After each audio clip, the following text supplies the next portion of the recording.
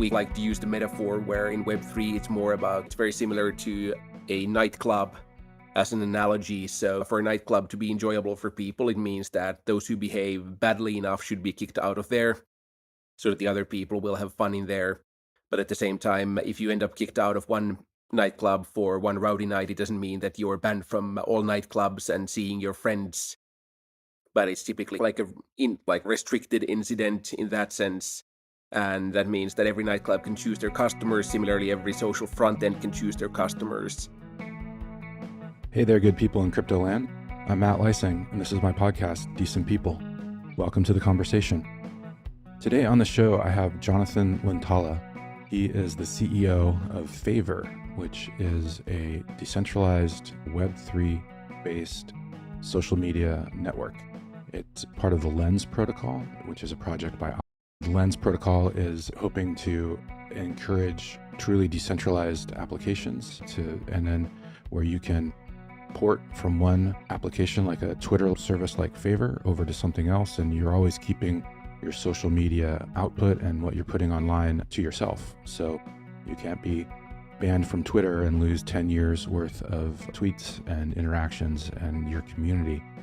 Joonatan came from a background in ad tech. He was at Google and then was at a startup and saw the other side of the ad world as it applies online and all the kind of dirty stuff that goes on with data getting collected and harvested and sold. So we talked a lot about that, and we talked about how Phaver is hoping to change that system by giving its users control over their privacy, about what kind of content they want to see, and all sorts of other aspects, including ownership of that content that they're putting out on the protocol. So it's something that is growing in popularity. Phaver now has about 180,000 users. I believe it's in a whitelist phase right now. It's not gone mainnet yet, but if you can check it out, I highly recommend it. I'm going to do the same. So with all of that, let's get to the conversation. Thanks. Hey, Joonatan, how's it going? Thanks for joining us today. Hey, all good here. Very glad to be here. Yeah, thank you for coming on. Where am I talking to you from today? I'm in Helsinki, Finland. Okay, excellent. Is that where you're from? Yes, that's where I'm from and where I'm based currently. Have been living all around, so was living in New York for a few years, etc., but end up always coming back to Finland. Yeah, the home has a draw, doesn't it? And by the way, happy St. Patrick's Day. We're recording this on March 17th. So anyway, I just wanted to start at the beginning and ask, did you grow up in Helsinki, or what part of Finland were you raised in?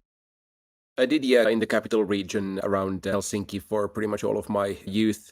And then during my studies, have been living abroad a little bit in Canada and Germany, and then later working in Ireland and the US. So been a bit all around, but then every time I come back, it's just back to Helsinki. Yeah. And do you have brothers and sisters? Yeah, I have one brother as well. He's Okay. working as a chef, so a bit of a different profession compared to a startup. Oh, wow. Cool. So you can give him crypto advice and he can make you a really good dinner. Yeah, he's actually been asking a lot of stuff about what he should be investing in, and I tell him I have no clue, like nobody knows anymore. Yeah, that's a great answer. And we can judge, I think, the top and the bottom in cycles by how many family members are coming to us with questions, right? Pretty much, and how upset they are. Yeah, I told some people a while ago that I thought they should buy Coinbase stock, and I looked like an idiot for a while, but luckily it's coming back around a little bit. But I definitely try not to give people advice because like you said, I have no idea what's going on and what's going to be next. But what was it like growing up in Helsinki? What were you like as a kid? Helsinki is a great place to grow up. Overall, like Finland is a very nice, safe, easy place to grow up, and you get free education and all that. So really couldn't complain. I got to do like good business at school and everything paid by the government. So being very happy growing up here. Was always a business-minded guy, so founded 3 companies already during my studies that didn't really amount to much, but were good early kind of testing grounds as well for entrepreneurship. Yeah. What makes you think, or why do you think you were business-minded from the get-go? I don't know, I guess my parents are also in the sort of business field overall, and somehow that was just always the most interesting stuff for me. So figuring out creative ways to either make money or solve some needs somewhere and always thinking of what could be done better in a way. What do your parents do? They're in dad's in advertising, mom's been doing a long career in IT. Okay. And I noticed on your resume, that's where you started off and was advertising. Is that right? Yeah, after the business school studies, I was figuring out like after having a couple of random companies of my own, I need to look employable and apply somewhere that looks like a real business. So applied to Google, and luckily they got me an internship that then turned into a full-time job and was there for a couple of years.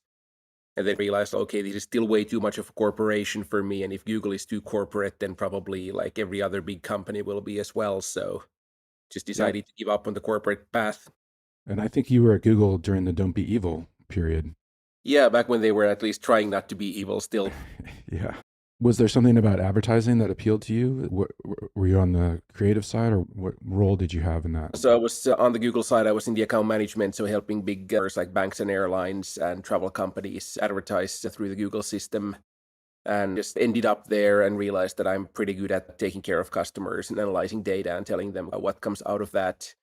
But at the same time, always I had this feeling that we're definitely not making the world any better by very invasively targeting people and getting them to buy stuff that they don't necessarily need.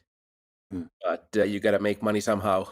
Yeah, that's true. I read somewhere, I think it was a bio of you, that you are making amends for your Web 2 world. I don't know if those were your words or not, but that kind of stuck out to me, I guess, from the advertising side. Yeah, so that's one of the ideas now where after Google, I was working in Facebook advertising and ad tech for another 5 years. And so firsthand how efficient but also super invasive the models of Web 2 are. And at the same time, not really sharing any of that value and revenue with the people who create the values or the creators and the moderators and everybody else in that equation. So that was like a kickstart also for why we ended up founding Phaver, trying to figure out how to build more responsible, more ethical social media for kind of the next generation. Yeah, let's dive into a little bit about the Web 2 world first. Just, I'm not sure a lot of people quite understand how invasive it can be. You were on the inside there. Can you just walk me through what the classic Web 2 companies like Google, and I won't put words in your mouth, but Facebook and all the others, Apple and Amazon, what are the ways what do you mean by the invasive part? Can you just shed some light on that? Yep, some people have been putting it, if you're not paying for the product, you are the product. And in a Yeah. lot of cases, that is what's happening. Where Google's baseline advertising of AdWords is obviously like a very genius setup where you type in that you need X, and then it's either an advertisement or an organic search result, and they wouldn't actually have to know anything else about you except that you're searching for this. But then they have ended up going a lot deeper. So already back then, like a decade ago, Google was able to, with around a 90 something percent accuracy, forecast your age in a 5 year bucket based on your browser behavior. That was then used for targeting. For example, your Gmail was targetable based on your inbox content. So you could target people based on if they received emails from this domain or this person, show them this kind of an advertisement. Oh, really? I didn't know. Oh, wow. I've never heard that they were scanning Gmail inboxes. Yeah, just like Facebook is scanning your messenger discussions in order to target advertising based on those. So pretty much everything they use for free ends up being kind of data mined for advertising. And not only that, is it Google itself, or are they like there's third parties that want to get involved and buy that information on different users for their own uses? Yeah, and that's where it gets very problematic. Like obviously Facebook and Google don't really consistently sell that information because it's the way that they make money. But then if we saw what happened with, for example, Cambridge Analytica a few years back, there have been very abusive ways of finding that data and using it to even affect elections and things like that. And what is, I know you've been out of it for a little while, but what is the full picture that these companies can get on people just from their online usage? Is it like 360 on like this person as a consumer, or what they're into, what they're searching for? Like, how detailed do you think those digital profiles are that these companies have access to? Yeah, there's been real world examples where Facebook knew that you're pregnant before you knew it yourself. So they can get very accurate with their forecasting. Facebook, for example, does have a targeting based on the age of your children, and they somehow are able to decipher that from your behavior on Facebook and Instagram and WhatsApp within, again, like a 5 year age bracket of is this person the parent of a toddler or a preteen or a teenager, and all these kinds of things that can be inferred from there. So A lot of people will say to that, that's fine. I'm not doing anything wrong. If they're not doing anything wrong, we have to make that caveat. But some people will say, hey, that's just, I guess that's what I give up by using Google and the convenience of it all. But is that a good way to think about this? I think, yeah, as long as it's voluntary, and I think that's one of the key things that we are aiming to also bring people is the choice. Obviously, things like the GDPR legislation, the European Union tried to bring that choice to people, like, would you like to use cookies or not? But the cookies are just very much the tip of the iceberg. So even if you keep clicking no everywhere, like Facebook will still know everything about you and things like that. So we think that the right and ethical way to do that would be to ask people, like, are you willing to be tracked? And that would show you more relevant advertising. And also, what we're aiming to do is give some sort of revenue share through our token economy for the people who opt into that and want to be part of that advertising ecosystem. Then if you don't, then we would not be doing any tracking beyond the things you voluntarily are giving. Yeah. I'd like to have a word with them about the cookies thing because it's just gotten to be a headache. But as a privacy person, I get it. And then it's also interesting having my own business now and seeing the reach of what Google Analytics can do for our website, for example, and other things is really rather eye-opening. I would imagine that is, again, just the tip of the iceberg on what they have. Was there a moment where you, like, when did you first feel like maybe I'm not doing as much as I could for the world? Was it while you were at Google? Yeah, I think it's always been that nagging feeling where, like, it's not I have some kind of like massive mission to save the world or things like that, but I think overall would be nice to do something that actually has a positive impact overall. And if I'm anyway using, like, I'm a bit of a workaholic, so I'm anyway using 50, 60 hours a week on whatever I end up doing. So would much rather do it in a way where it actually benefits the wider society in some way. And with the advertising side, you're making money for brands that in some way trickle down with tax dollars and euros and stuff like that. But like, you have to be very creative to the benefits of what you're doing. Yeah, I don't think advertising gets that benefit of the doubt very often. So when you have that realization, what do you do? What's the next? Yeah, so I think for years I ended up ignoring it and figured that this is always like I'm where I'm supposed to be, gathering the experience and networks and everything else to be able to do something more meaningful in the future. And I think that's a good way of thinking about things. If you jump straight out of college and you try to do something massive, you're probably going to be failing because you just don't have the experience yet. And in a way, it's always easier to learn essentially on somebody else's dime first. So working first at Google and then in a startup that was just a few people when I joined and then grew to be hundreds of people and a global market leader in the ad tech was a great way of gathering that experience. And then after 5 years of that, I realized, okay, now is actually the time when I should be starting something of my own. And Before we get there, what was that startup doing after you left Google? yeah, that was an advertising technology platform for Facebook and Instagram targeting big clients like Uber, Lyft, Airbnb, Spotify. Were running their Facebook and Instagram ads through that SaaS platform. And I was building the early sales team and then scaling it up first in Europe, and then I moved to New York to scale it up for a few years. So a lot of interesting stuff anyway, but Yeah, no, yeah, great experience. And I think it's important for people to know as many sides of their industry as they can. When you were doing that at the startup, had it come out yet that there was like issues here, or was that before? I mean, you mentioned Cambridge Analytica. I can't remember the years of that exactly, but had you, was there an inkling about that? Or is that like before people started to take notice of this?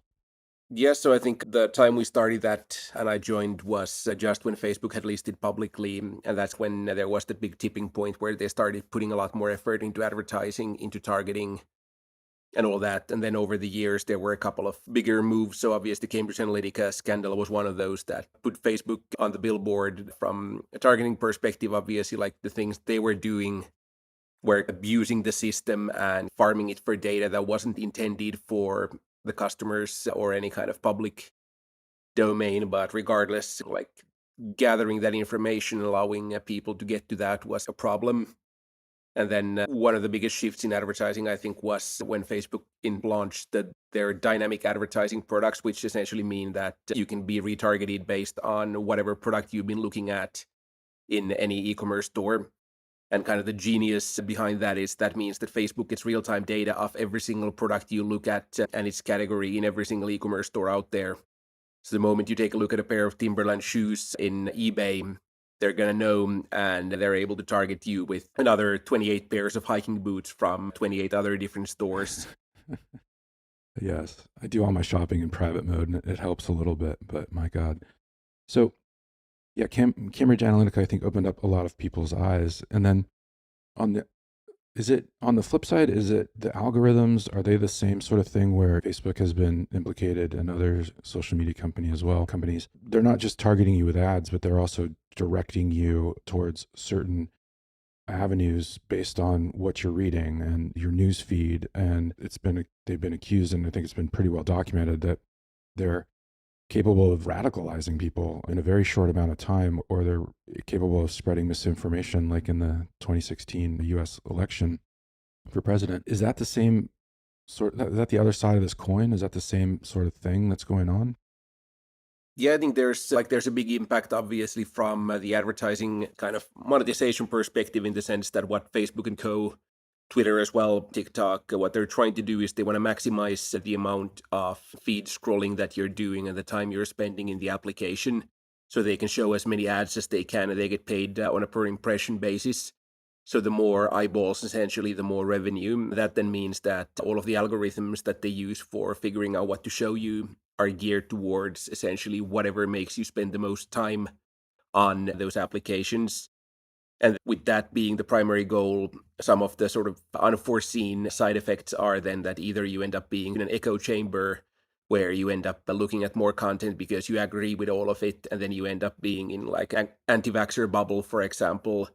Or it can be that some content becomes trending because there's a lot of controversy around it, and the algo is, okay, this seems like a great thing to keep people engaged, and that keeps being surfaced up.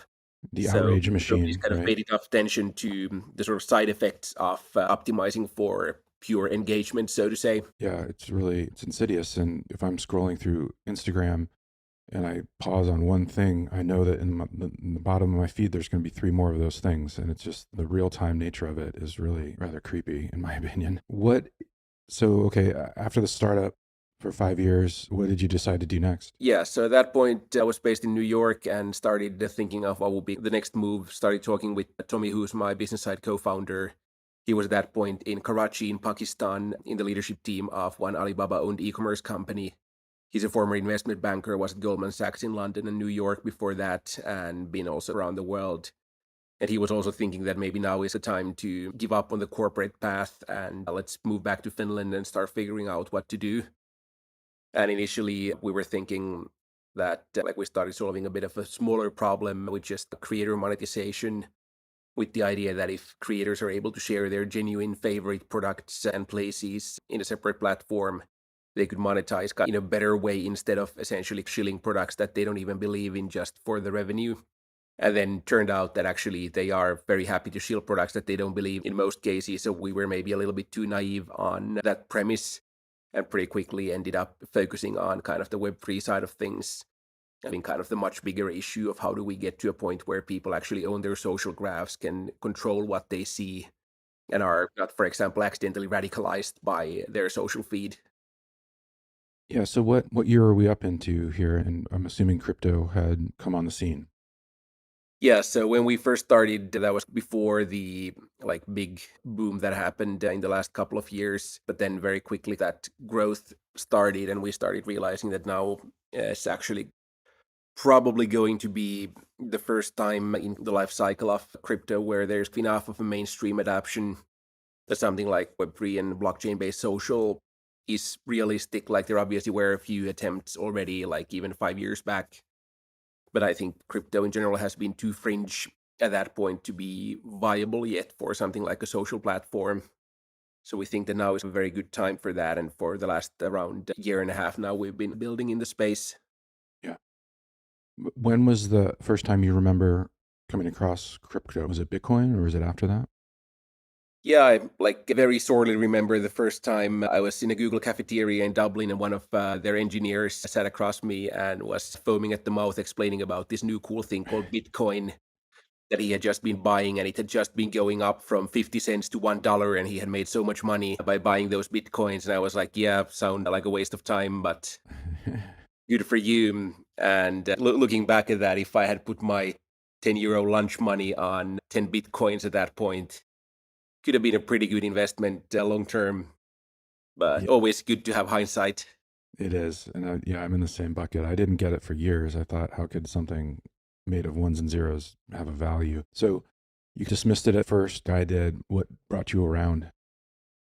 I think after like multiple rounds initially, talking of when I bought my first crypto, like multiple rounds of, I guess I missed that rally and that rally. Then eventually was like, okay, I Well, think these also two. that crash and that Yeah. crash too. It was a roller coaster there for a long time. Yeah. And I think will always be, if you look at like, there hasn't been a very easy moment in the industry. Yeah. But yeah, that was like 2 years ago or so when I started diving into it. And I think it's actually been very beneficial for us to come a little bit from the outside. So, like, Tommy has been looking at the space for a bit longer. One of our tech co founders actually founded his first Bitcoin exchange in 2012 already. So, he has been very OG in the industry. But for me as a CEO, it's actually easier to come from a bit of like a layman perspective into it, because then it helps me also cut through a lot of the kind of technical stuff that just makes things complicated for the sake of decentralization or the sake of cryptography, instead of looking at what actually is mainstream adaptable. Yeah, it's interesting. We need all of those folks, I think, in the space, of course, right? You need the folks that Definitely. care about decentralization or making that a reality, but then you need people who are like, what do people want to use this for? So I think those are absolutely two important parts. Was there a certain protocol or project that really opened you up to this, or was it Ethereum in general or another smart contract platform? I think, yeah, Ethereum overall is the first genuinely interesting thing in crypto, becoming programmable and starting to enable a lot more than just having like a jointly agreed currency of sorts. And that's obviously what has been unlocking a lot of social graph possibilities and NFTs and things like that. Where I think the reason we're building in social is that I believe that kind of social will be the biggest impact on the world out of the blockchain utilizations. And why do you think that? I think overall, if you look at investments and money and things like that, it's a fairly small amount of the people in the world who will ever have investable assets or interested in finance, whether it's decentralized or centralized. And at the same time, kind of governments have strong enough interests to keep centralizing currencies that I'm quite skeptical that we're getting into a future where, like, instead of like central bank run money, there would be like fully decentralized currencies as main usage. But then at the same time, what NFTs do is essentially give you like verifiable ownership of anything you have online. And for most people, the most valuable thing they'll ever own online is their social life. So it's their kind of Facebook followers, their Twitter followers, and the stuff that they've spent 10 years building in the various applications. For the first time, they can actually start getting ownership and portability and interoperability and uncensorability of that data. And I think that's where a lot of very big changes can actually happen in the world as well. Okay. And I read a funny little thing about you. I think it was you. I'm not sure if it was your co-founder, but was it you who your grandmother got kicked off of Facebook? Yeah, that was Can something you that tell, happened. can you tell us that story? Yeah, so a while back, like when we were still thinking of what to actually do with Phaver, got a call from my grandmother who was super upset that like Facebook and Instagram had been kicking her off the platform for accidentally changing her age to 12, as they have a 13-year minimum limit. And she's in her 70s and she's been on the platform for probably more than 12 years. So not a very cool move from them. And obviously, I tried to help her, like, okay, send them a copy of your passport and send them your magazine subscriptions. And they kept declining. No, you have a different first name on your Facebook profile than you do on your passport. So can't really help you. And she ended up losing over 10 years of grandchildren's photos, discussions, group memberships, and pretty Oh, much wow. kind of everything she'd been doing, especially during COVID, where like retired people were told to stay at home because they're at risk. And like online social media was really the majority of your social life. Yeah, it was a lifeline at that point. Wow, that's crazy. That's exactly like what you were saying, was that you're at the whim of this centralized entity like Facebook, and they can take away what you've been building for years. So how did that spark you? Was that sort of the spark of Favor, or where were you at that point and when that happened to your grandmother?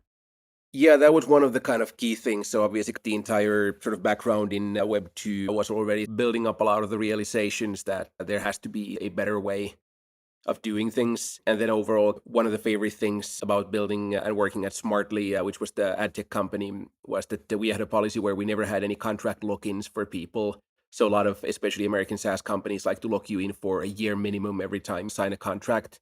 Hmm. But we decided that we don't want to work with people against their will.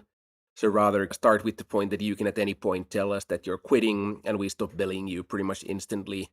And that sort of liberated us to really design things based on what the customers are looking for and really take their concerns seriously. And that ended up making the company very successful and becoming a global market leader. And I think what we're trying to replicate here is the first premise of what the Phaver is doing is that we give control to the users. So by choosing the Lens protocol, we allow people to take control over their own stuff, and they can take it away from Phaver if they don't like it. And Yeah. then from there, we can start building on if a user has control, they can go anywhere they want. How do we make them stay with us because we are so good, not because we force them to stay with us? Yeah, that's great. And let's dive into that. So you mentioned the Lens protocol. That's a project on Aave. And maybe you could, for listeners, this is since it's rather new, maybe you could just give an overview of what Lens protocol does and why it's different. Yeah, Lens has been around for a little bit over a year now, or I guess on mainnet around 10 and a half months, and essentially built on Polygon. It's a smart contract based social graph where your profile is an NFT and your follower relationships and your posts and things like that go on chain and are stored in a way where kind of anybody can access those through another platform, and they're also interoperable between the platforms. So let's say you make a post on Phaver and you've connected a Lens profile, it will also go on Orb and Lenster and a bunch of other apps that have already been built on the kind of Lens ecosystem, and the other way around. And then if, let's say, you don't like what's happening on Phaver, you can at any point go and log into one of the other applications with that same NFT, and you have all your followers, you have all your content, and it's all choose your own experience. And I think that's like we were originally looking for something like this, realizing that we could, yes, build our own NFTs for profiles, but that wouldn't really make it Web3, because we think the Web3 is all about giving users that ownership. And the only way you have ownership is if you have interoperability. So otherwise, we can give you a key, but if we have the only lock that controls that, you're never going to be an actual owner. You're going to be renting that whatever platform you're having. Whereas if you can take your key into a bunch of different doors, so in this case, you can take your NFT into a dozen different platforms, then that means you actually start owning things. Yeah, it's all portable. So how does the Lens protocol achieve this? It's a decentralized protocol, correct? And can you explain just how that works compared to something like a Twitter or a Facebook? Yeah, so it's obviously at this point partially centralized in the sense that team at Aave, or Lens is now a spin-off of Aave, is building a kind of those smart contracts, but those are obviously like readable by anyone. They're open source. You could technically copy Lens and build your own version of it, but also all of that data is then openly available on chain, and you can, like anybody can build new applications on top of Lens. Anybody can go read that post data directly from the blockchain and doesn't actually, for example, even have to use the APIs that Lens is providing. So that way they're giving a lot more flexibility for the developers to build on top of that, but also a lot more control for the users over where they go with that and how they use it. And at the same time, it's very easy from a user perspective, so you don't have to do a lot of like complicated onboarding steps. If you have a crypto wallet already and you've been whitelisted for Lens, you just go and mint a profile NFT in their portal, and then you can just go and essentially log in with that wallet in any of the compatible platforms, and then you're in. So essentially, after figuring out what it means to mint an NFT, you're going to be all set for logging into any places with it. Okay. And I think, as you said, the underlying blockchain here is Polygon. Yep. So then Lens protocol sits on top of Polygon, and then Lens allows applications like yours, like Phaver, to exist in that world. And like you said, everything's portable and you're in control of what you're doing, and you can take things with you as you see fit. Yes. Okay, cool. So then I know I was introduced to you by Jeff Goldberg, who has had a lot of trouble with Twitter over the years. He's been pointing out how fake accounts and bots and other things are swaying public opinion, like in Iran with some of the XRP Ripple army stuff and a lot of other places. And he was kicked off of Twitter for several years. He's now back on, but I think I'm not sure if what his status is now, because I heard last that he's had gotten kicked off again. But that's the antithesis of Phaver, right? That's what you guys are trying to solve here. And the blockchain aspect of it and the Web3 aspect of it gives Phaver users, for example, this ability to own basically all the stuff that they're putting out into the world on the net, right? Yeah. And obviously, like, no platform can in reality be fully uncensored or uncensorable because there's legislation, there's App Store guidelines, and a bunch of other things that kind of require apps to regulate. But the big difference here is that if Twitter bans you, then your entire Twitter social graph remains with them, but you need to build from scratch. But if, let's say, Phaver bans you, then you can just go to any of the other applications. And obviously, if you're behaving like a complete douchebag, they're probably going to be banning you eventually as well. But we like to use the metaphor where in Web3, it's very similar to a nightclub as an analogy. So for a nightclub to be enjoyable for people, it means that those who behave badly enough should be kicked out of there so that the other people will have fun in there. But at the same time, if you end up kicked out of one nightclub for one rowdy night, it doesn't mean that you're banned from all nightclubs and seeing your friends. But it's typically like a restricted incident in that sense. And that means that every nightclub can choose their customers. Similarly, every social front end can choose their customers. But you can actually kind of keep your connections, keep your content, and go elsewhere where you might be more appreciated. So I think with that, we are forced to achieve a balance where if we are too overzealous on censoring things, then people will go elsewhere. And also, if we are too lenient and there ends up being a bunch of hate speech or illegal content or whatnot, then I think the same would happen again because people are not happy with the baseline. Yeah. Yeah. And it's funny, before all this, there wasn't really another option for Twitter, right? That was the only game in town for that kind of social media interaction. And how do you guys differ on the algorithmic side of things, like the ad targeting that we were talking about, and then the kind of propensity for echo chambers to be created where you're liking something and then the algorithm shows you more of that and you just get trapped in a cycle? How are you guys approaching that part of the issue? Yeah, those are obviously going to be very tricky things to tackle. And like on the basis of it, obviously Web3 doesn't really solve those as a technology in any way. But what it does is, like, with the premise of giving users control, it also means that the users get to choose their own algorithm and choose their own ranking, either by Phaver allowing them choice, or if we wouldn't allow them choice, they would go elsewhere to find the ranking of their choice. So we don't really have that sort of possibility even of forcing people to watch exactly what we want them to watch. Because if they're not happy with that, somebody else will offer them a better experience with all of that same data. And from there, we start again building the right solutions where, for example, for the censorship levels, we see that the way to do it is to give people choice between give me a very family-friendly, filtered experience and all the way up to don't censor anything that you don't legally have to. And I think with this, we can again go from censoring for the lowest common denominator, like Instagram is doing right now, and Twitter to a certain extent, and get to a point where those people who want to have a bit more of a cushioned, family friendly experience can get one. And then those people who don't are also not victimized by other people's sensitivities in that sense. And then for kind of the algos themselves, we think that like allowing people to voluntarily give feedback and like information for that, whether it's for the advertising or for the content algo itself. Like one of the annoying things, as you mentioned earlier, is that like the moment you stay on one piece of content for too long, you keep seeing a bunch of similar ones afterwards. And there's no way of telling Instagram or Twitter, stop showing me this stuff. Yeah. Or you can try to report every ad, but it doesn't really work super efficiently. So I think that's one where kind of just give people control, saying, I don't want to see this kind of stuff anymore. Give me more of that stuff. And same for the advertising. You can either tell us like, okay, don't track me in any way. You're going to show me some very irrelevant ads, but I'm going to be privacy focused on this. Or if you don't want to see ads at all, pay us a certain amount of points each month for kind of the premium version where you get rid of them completely. Or then if you actually want to engage with the advertising and you appreciate getting relevant ads, then you can voluntarily give us information about what you're interested in.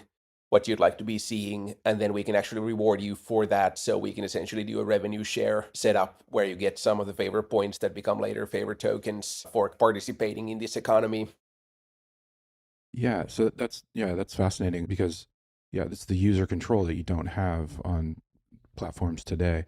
And as any parent knows, I've tried to go in there into YouTube and try to like put on parental controls, and it's a joke. Like there's absolutely no, I haven't anyway found any way to fine tune it in any way, shape, or form. So it's either everything gets banned and my kids aren't be able to watch the things they want, but then I can't protect them from things that I don't want them to see. So I really appreciate how the granularity that you guys are taking with that. And you mentioned the favorite token. Let's talk about that a little bit. What's the idea there, and how does that work? Yeah, so one of the key parts that we're building into Favor is obviously like how to reward the right people for the value that they're creating and essentially share the value. And we see that tokens are actually kind of bringing up like a couple of very unique opportunities compared to the like fiat-based previous experiences. One of them obviously being that tokens are global. There's a lot of different off-ramp solutions all around the world that are already in place, which means that if we, for example, already now we have very global audience where we have a big market in Turkey, big market in Japan, Europe, US, Vietnam, and a bunch of other markets out there. And it would be virtually impossible to come up with a revenue share model where we can like fairly and legally give people a kind of revenue share on a global setup, whereas tokens kind of are abstracting a lot of that. And also the other front is that kind of the sort of cold start problem with a social network is obviously a massive one where in the initial phases, it's way less fun to be on a social app because you have less people there, there's less content, it's less relevant, etc. Yeah, But at so the the same tokens time, are an if you're, incentive there to get people to yeah, join. Yeah. but at the same time, yeah, if you're an early participant in a token project, that's usually a very lucrative position to be in. So we see that it's only fair that those people who come in early and help us give that crucial feedback and are with us in that early like onset of the business, they should be rewarded with a lot bigger shares than those who come in when it's actually popular and there's millions of users already in the platform. And I think Okay. tokens are a great way to also do that, where we are going to be giving out a sizable share of the favorite token to the actual community. And do your tokens have a value outside of the Favor ecosystem, or are they just something that users use internally? Yeah, so right now, to be also compliant with the App Store guidelines that Apple has been recently rolling out, we have an off-chain system inside the app called Favor Points, where you can already earn those points, but those have no value outside of the application. But then once this summer we are rolling out the actual tokens and listing those, then users will be able to, upon certain qualifications, they will be able to cash out shares of their Favor Points into tokens. And at that point, obviously, they become liquid and you can sell them in the market. And then on the other front, to acquire favor points, if you actually want to, for example, grow your account or subscribe to premium content or get rid of the ads, as mentioned, you can either do in app purchases and pay Apple to keep them happy, or then to avoid that Apple tax, you can go and acquire the tokens from the market and transfer them into the points in the application. So it's obviously not a perfect system. There's a bit of friction there, but we see that it's much less friction than, for example, if we force people to go to an exchange as the first step of their user experience, like some of the previous apps have done. Yeah. Does that piss you off that you have to go through Apple and like the Android store where that is exactly the thing we're talking about, where that's the problem? It's like a centralized gatekeeper. Yeah, I think it's obvious like Apple is now very much like digging their own hole by again pointing out what the problems of fully like monopolized and centralized systems are, where they are actually able to tell people that unless you give us 30% of the gas fees, you're not able to do crypto Yeah. on our application ecosystem. Can you And imagine these are that? obviously things that are not really helping the consumers, not really helping innovation. And long term, I think not even helping Apple, because I think there will be a lot of creativity trying to figure out ways around that. And there's already some lawsuits trying to force Apple to allow either side-loaded apps or separate app stores. So we'll see where that goes. But yeah, it's a frustrating limitation right now. Yeah. And then are you worried once your token kind of is in the secondary markets that it might run afoul of the US, the SEC they might say it's a security, or how are you guys thinking about that going forward? Yeah, so obviously the US market right now is very tricky when it comes to the regulatory side of things. And currently, what our lawyers are telling us, don't sell tokens to Americans, is pretty much what every lawyer around there is going to be saying. And obviously, we don't have any entities in the US, so our tokens are not going to be released from there. Phaver doesn't have a US entity right now. So, from that perspective, we should be covered. But obviously, I'm very much rooting for the US to also come up with like sensible regulation going forward, where, for Yeah. example, Switzerland has a pretty nice, solid listing of this is what's the criteria for a utility token, this is what a security token is, this is what a payment token is. And only by, I think, through fair regulation, we can actually avoid things like the FTX disaster, where people end up going to an unregulated Bahamian exchange just because there are no properly regulated American exchanges. Yeah. No, we're all definitely hoping for sensible regulation here in the United States as well. Yeah. So I think I saw you have about 140,000 users already.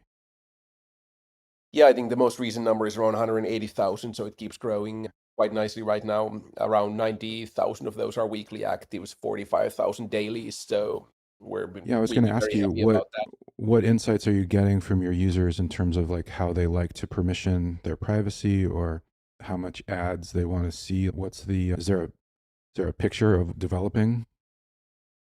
Yeah, I think we haven't obviously kind of like with this early audience, we haven't really focused on the monetization from the advertising perspective too much yet, but we've of course been asking our community for feedback on the various plans.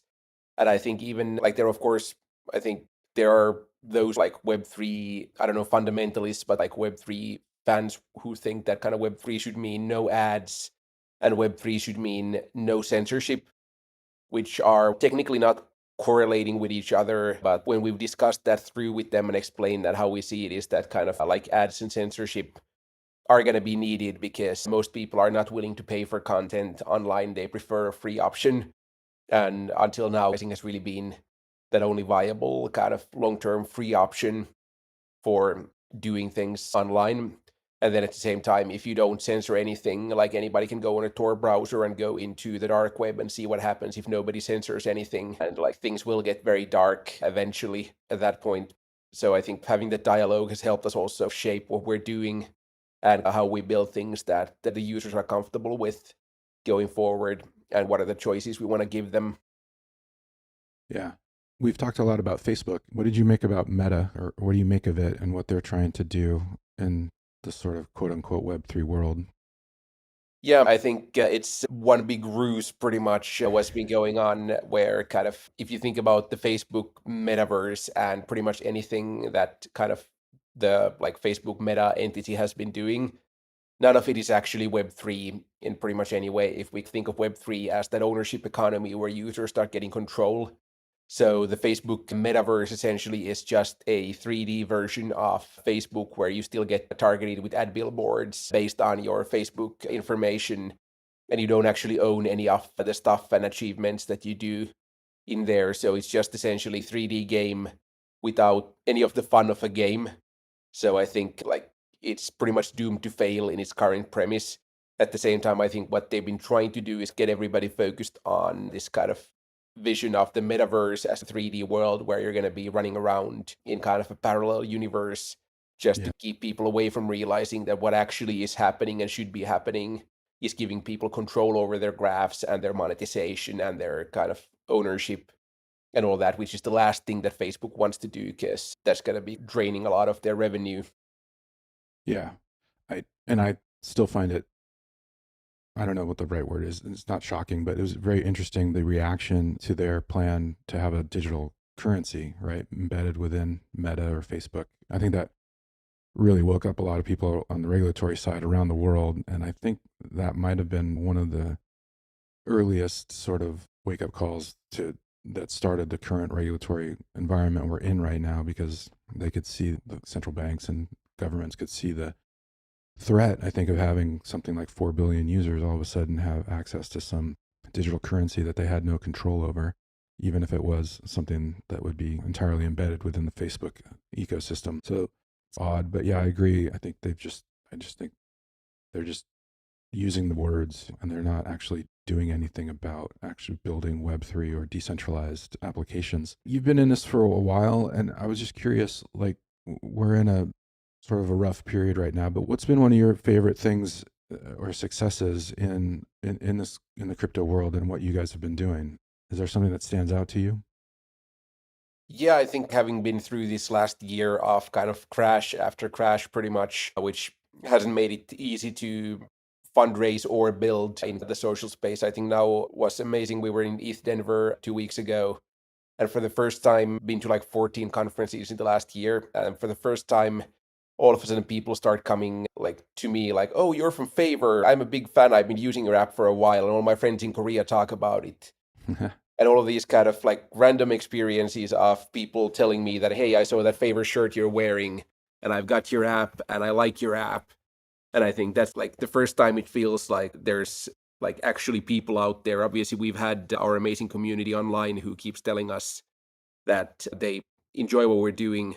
But then for the first time, having like random real people in a conference come to us and say that they're enjoying what we're doing and they believe in the vision that we have is, I think, like super motivating and humbling. And at the same time, I think giving the first signs of actual product market fit in this ecosystem as well. Because I think the first thing that we need to do is we need to get crypto Twitter off Twitter. As long as they are remaining on the centralized Web2 platforms, then I don't think the industry has a like hope at all. And I think these are the first steps, like when the folks in crypto conferences are starting to recognize what you're doing. They've got their lens profiles, they've been on-chaining themselves for social. I think that's a very kind of nice early start after going through all of these crashes and all the investors telling us that they don't really know if social is going to be a thing. Yeah, it can be, like when people come up to me randomly and say they love my book, it's just a great feeling to know that somebody out there that you have no idea, no connection to, is giving you that positive feedback. It's really nice. What's been one of the more disappointing things then, if that's the highlight? What's something that, or what would you say is like one of the biggest setbacks we've faced recently? I think overall, kind of, it's been very sad to see like all of the crashes happening with like Terra Luna and FTX, and now recently crypto-friendly banking and all that, because all that is just, in most cases, if you look at FTX, for example, it wasn't really about crypto in any way. It was about a fully centralized structure that just happened to use crypto as the investment asset and then essentially embezzling those funds for other use. So it's not something you could really blame blockchain or crypto on. But then at the same time, every time these things happen, the mainstream media gets another excuse to write about how bad crypto is and how it's all about scams. And it just takes back the actual user sentiment and makes people focus on the wrong things. So I think those have been frustrating moments. They've also been each time setting back our fundraise, where now we're in a very comfortable position where we've raised a decent amount of money and have a very oversubscribed funding round. But for a year, it was like swimming across the current, where every now and then you get some traction and then all of a sudden the market crashes again. Yeah. So that's been not an easy year in that sense. Yeah, for sure. And then I think you alluded to this, but do you think it sounds like you're getting traction, you're growing pretty quickly? Is there something different about now, or what's the larger context here that people should think about in terms of getting more people into actually Web3 projects that are decentralized and have so much more user choice? Is there something about now, or what's the bigger picture? Yeah, I think it's a combination of multiple tracks happening at the same time, where obviously one of them is that kind of all of the social graphs or Web3 social graphs right now, so Lens Protocol, CyberConnect, Farcaster, for example, are still in like alpha or beta, essentially, where they're either heavily gating their access or kind of in other ways a very early stage. So it's been also waiting for that technology to mature before it's even like technologically possible to start scaling beyond the current like hundreds of thousands of users that the on-chain graphs have. At the same time, I think there's been more and more sort of realization, especially inside the crypto Twitter and the crypto industry, like more and more people are starting to realize, hey, this actually makes sense. This is actually a very smart use of NFTs to bring my social profile into a portable, decentralized format and the things that that kind of unlocks. And then at the same time, there's more and more kind of the big research companies like Messari and Binance Research are quoting that Web3 social is one of the big themes for this year, which has then meant that a lot more people are also waking up to, okay, if this is going to be big, then I should probably be part of it. And like the demand for lens profiles has been crazy. Like the floor price for somebody's random username of a lens profile NFT has been like $160 or something on OpenSea recently.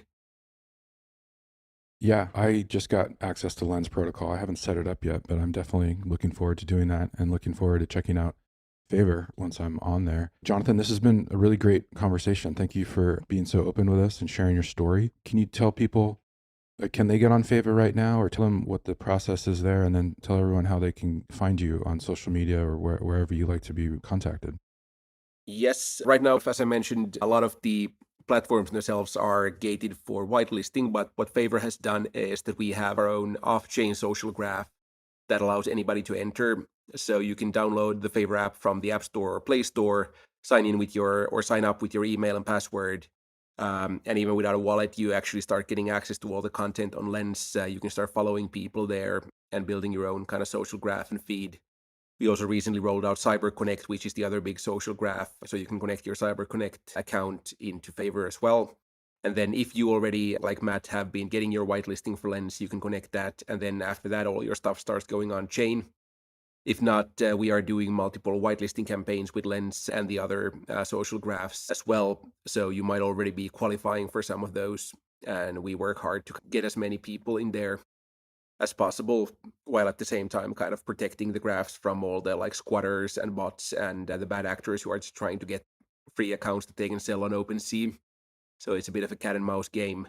That sounds like a big job right there. Yeah, not easy, but in any case, everybody's welcome to join Phaver already. It asks for an invite code, but if you read all the way through that page, there's a link at the bottom saying I don't have an invite code, so you can also skip that. Oh, nice. Bit of a reading comprehension test, but should work if you read through the 5 lines of text. All right. And if people want to get in touch, how do they find you? Yeah, so on Twitter, if you're still in the Web 2 world, go follow at Phaver app, Phaver, and we have a very active Twitter and active community there. Our Discord and Telegram links can also be found from there. And then obviously join Phaver and start following me. I'm Lens there, so Jonatan, and you can usually find me somewhere in the top 10 trending users, because people somehow think that following me gets them more tokens. All right. Not the promise, but you can always try. All right, you heard it here. Go get on Phaver and help support this great endeavor to make social media more responsive to users and more manageable, and just a better overall experience where you're not being the product anymore. Joonatan, thank you again so much for your time. I really appreciate it, and I hope you have good luck in everything that you guys are doing. Thank you very much. That's it for this episode. Thanks for joining us, and don't forget to rate and follow this show on Apple, Spotify, and Amazon Music.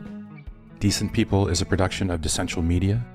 It is produced by Matt Bogart, with music by Brian Duncan and Kareem Imes.